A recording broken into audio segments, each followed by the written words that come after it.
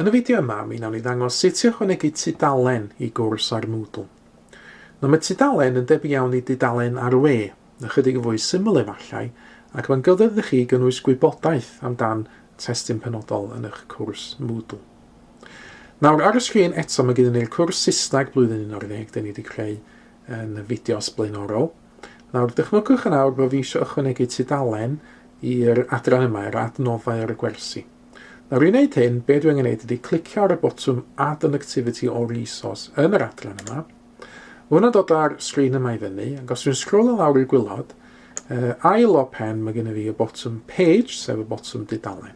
Felly dewis hwnna, clicio Add, yna mae gennym fi'r sgrin yma'n dod i fyny, lle dwi'n mynd i ychwanegu o wybodaeth sy'n mynd i ymddangos ar y dudalen. Nawr, yn gyntaf, mae angen enw i'r dudalen. So hwnna'n gallu bod yn nodiadau ar beth bynnag ydych chi eisiau gynnwys gwybodaeth amdan. Mae yna gyfle fan hyn idych chi roi disgrifiad byr o'r dudalen, sy'n rhaid idych chi gynnwys hwnna o gwbl. Ond fan hyn, hwn yw'r darn pwysig, dyma lle ydych chi'n rhaid cynnwys i'r dudalen.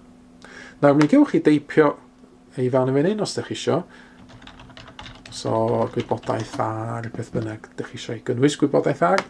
Neu, mae bosib wneud copy and paste o unrhyw ffynhonnell gwybodaeth sydd gennych chi'n barod. Felly, er enghraifft, mae gennym fi'r ddogfen PDF yma fan hyn. Fydai ddewis ychydig o'r testyn o'r ddogfen i fydai gopio fo i'r clipfwrdd, a wedyn mynd nôl i'r dudalen. Fydai clic there, a fydai bastio hwnna i fewn, a mae gennym fi rhywbeth i weithio hefo fo wedyn. So, rhywbeth fel Microsoft Word, mae'n bosib i chi olygu hwn wedyn, dewis darnau, newid o'n brint trwm, newid rhai darlan print italic ac yn y blaen.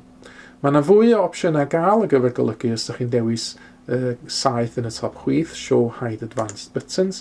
Mae gennych chi pethau gwahanol wedyn i newid ffordd mae'r testyn yn edrych.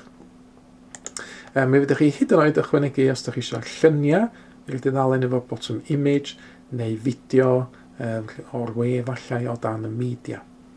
Ar ôl i chi orffen adolygu, ydych chi'n sgrol lawr i'r gwylod, Save and Return to Course. Yna mae gennych chi wedyn y dudalen, wel, fe ni mae jyst yn ei nodiadau ar rhywbeth eich sy'n gallu golygu. Hwna, a dyn, o hwn yn nodiadau ar amcamgyfrif arwynebedd. Hwna'n deitl bach gwell yn awr. Ac yna, pe mae'r dysgwr chi yn clicio ar y dudalen yna wedyn, mi wnawn nhw weld y wybodaeth ydych chi dref fewn yn yr bocs golygu gynt.